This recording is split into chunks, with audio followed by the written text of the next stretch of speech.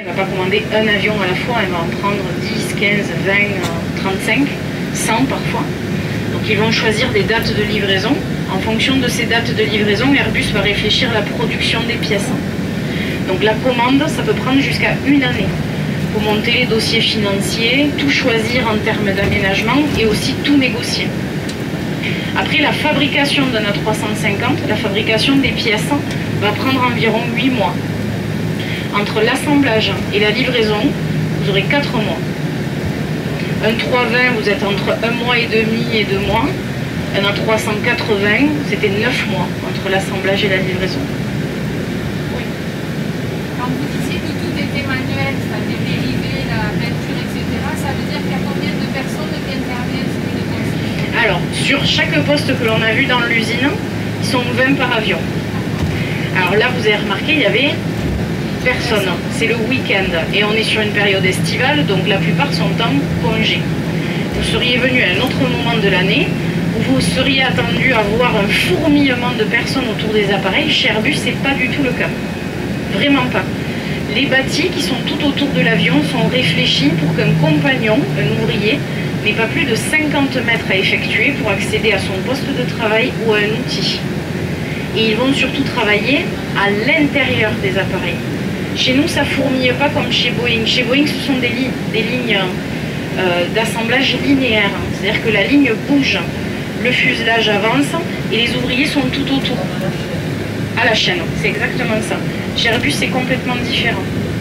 Donc généralement, je ne l'ai pas entendu là sur cette visite, quand on arrive au Belvédère, j'entends « bon, il n'y a personne qui travaille ». Alors les Français disent « ça doit être la pause café » ou ils sont RTT.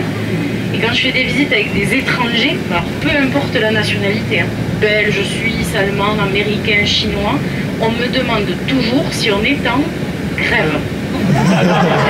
Alors autant vous dire qu'on a une super bonne réputation à l'étranger. Mais voilà, chez Airbus, ça fourmille pas autour des avions. Et on a une seule chaîne qui est robotisée, c'est celle de la 330.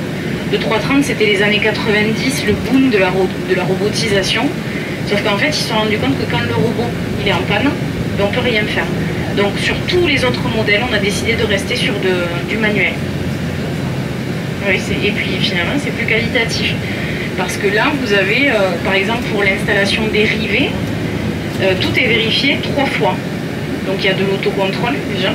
Comme ils travaillent en binôme, le second vérifie le travail du premier et vice-versa.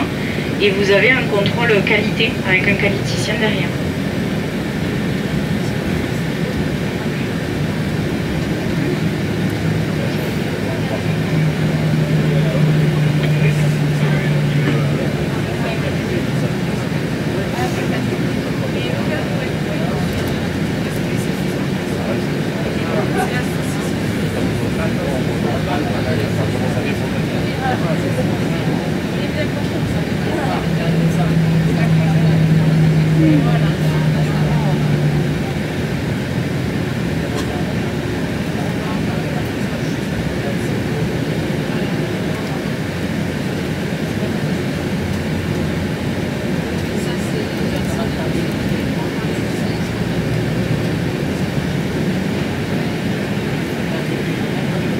Alors là, on longe l'usine du 330.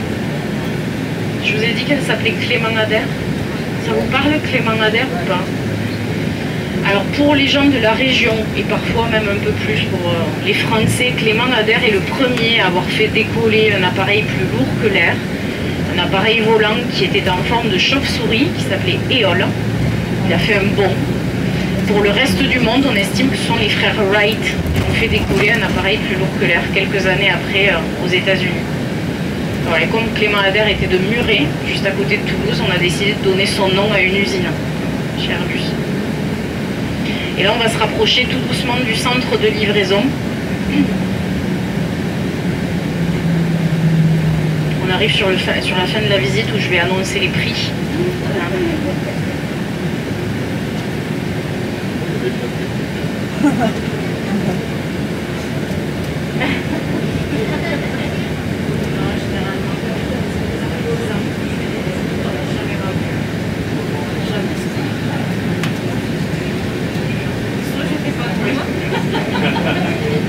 Je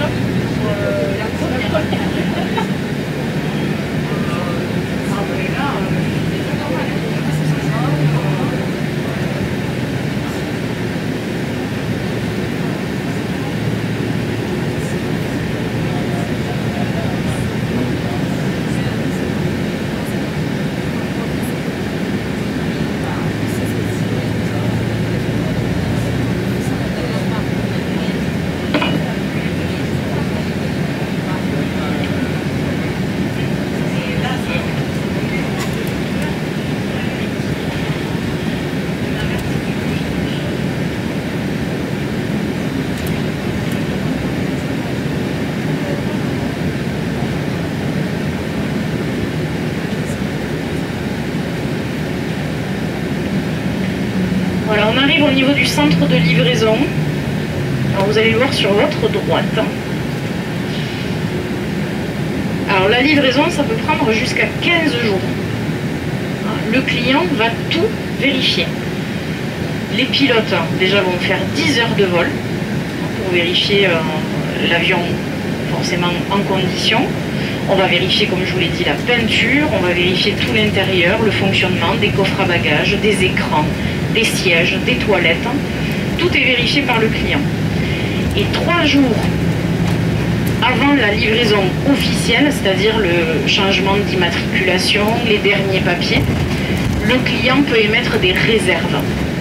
C'est-à-dire qu'il va faire un tour, et puis il va voir une petite griffure sur un coffre à bagages, il va mettre un autocollant de couleur dessus. Et Airbus a donc 3 jours pour tout remettre en ordre. Pour la première livraison de la 350, qui était pour Qatar Airways, le client a émis 1200 réserves dans l'avion. Donc impossible forcément dans 3 jours de tout remettre en ordre. Donc forcément ils ont pu négocier le prix de livraison. C'était le tout premier, donc ça a fait un peu le buzz. Et alors regardez la fameuse R2.fix, la reine grise dont je vous parlais tout à l'heure. À l'intérieur vous avez un A330 Neo avec la dérive bleue. Donc ce sont les fameux murs acoustiques qui coulissent, où l'on va tester les moteurs. Là on longe les pistes de l'aéroport.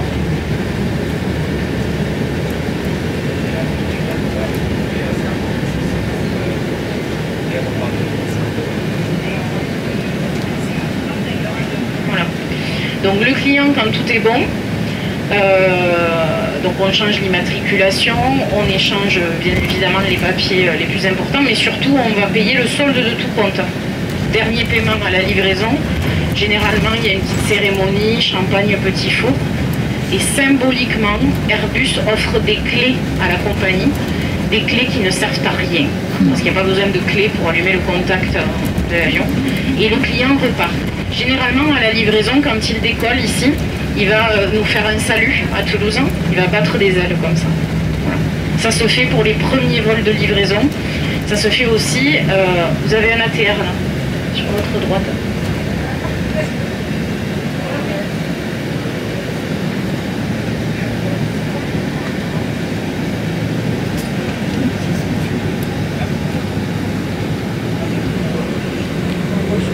Ah oui.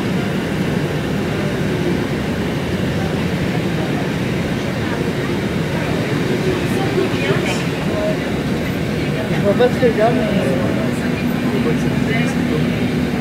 je vois pas. Alors là, on est en bout de piste. En bout de piste de l'aéroport, vous devez voir la tour de contrôle sur votre droite. On va voir de nouveau à droite l'usine Clément Ader. Et là, on voit donc l'autre côté, avec tous les avions qui sont là pour la livraison. Alors, celui que l'on voyait le mieux quand on est passé à côté, c'était Aeroflot, la Russie. Mais d'ici, on peut voir aussi un avion pour British Airways, qui est en blanc, rouge et bleu. Et un A350 qui est tout blanc, avec la dérive verte, qui est pour Cathay Pacific.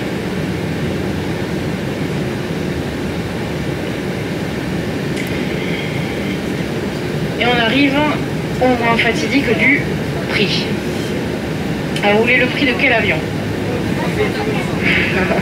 Alors, je précise d'ailleurs que quel que soit le modèle, que ce soit un 320, 330, 350, 380, Airbus peut le vendre comme un jet privé. Voilà. Généralement, on vend beaucoup d'A320, même des A319 qui sont un peu plus courts. Les jets, ils sont faciles à repérer, ils sont tout blancs. Ils sont peints tout en blanc. Donc le prix de la 350 qui est quand même le médium plus, ça vous donne une moyenne sur tous les avions. On est entre 360 et 390 millions de dollars. Ouais. Ah ouais, en dollars. On produit en euros mais on vend en dollars. C'est pas aujourd'hui que je vais en vendre un non plus. Ouais.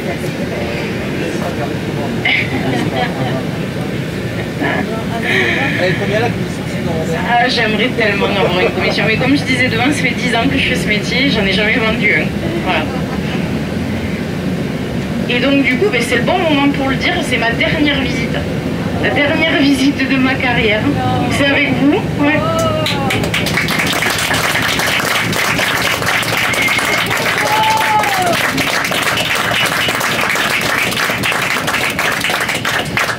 J'aurais jamais versé de larmes en visite, donc ça sera ma première et ma dernière.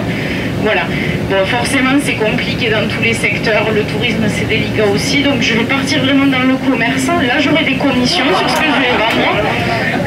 J'espère que j'en aurai un bon CE. Super, regardez sur votre droite. Mais celui-là, on ne va pas en parler, c'est pas un Airbus. C'est un Ryanair. Et lui, il n'a pas le fameux ventre mou. Alors, c'est délicat sur Ryanair parce que le bas de l'avion est peint en foncé. Mais c'est un tube complet. Ça, c'est Boeing. Voilà.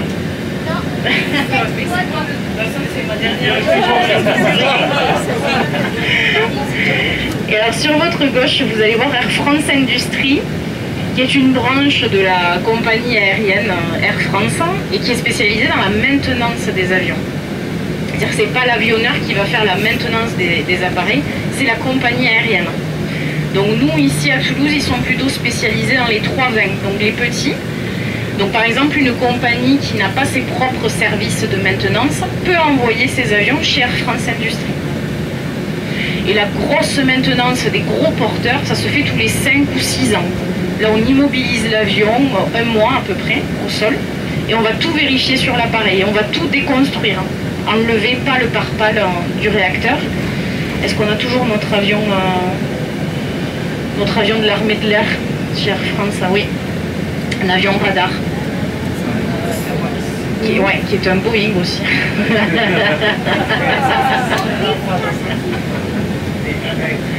Et oui.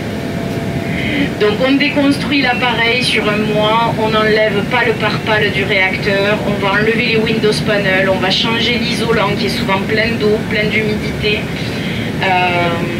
Et c'est au bout de la deuxième visite médicale, tous les 6 ans, donc 12 ans, quand souvent le client change l'aménagement, les sièges. Il peut refaire la peinture aussi tous les 10-15 ans à peu près. Et là, logiquement, entre les bâtiments qui sont face à vous, vous allez voir le côté gauche du ventre du beluga dépasser. Le beluga que l'on a vu en partant tout à l'heure.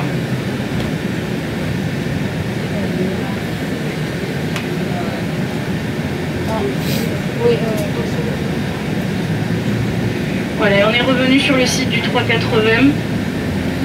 Alors l'usine d'assemblage qui est donc sur votre gauche. Vous avez vu que sur le toit il y a des vagues. Je vous en ai parlé ou pas? Chaque vague correspondait à un poste de travail. Donc sous chaque vague on ne pouvait installer qu'un seul à 380.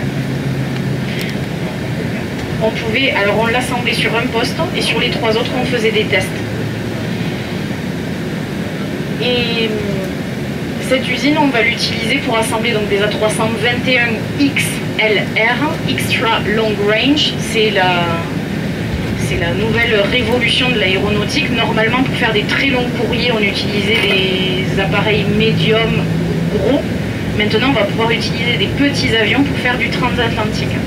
Voilà. Et sur votre droite, vous avez les Ailes Anciennes, une association de passionnés qui se charge de restaurer de vieux appareils. Alors rassurez-vous, ils ne sont pas destinés à revoler. On les remet juste en état. Donc là, par exemple, Air Toulouse, vous avez une caravelle avant restauration. Et on a une autre caravelle devant le musée, Air Inter, qui est post-restauration, qui est quand même en bien meilleur état. Est-ce que vous avez des questions?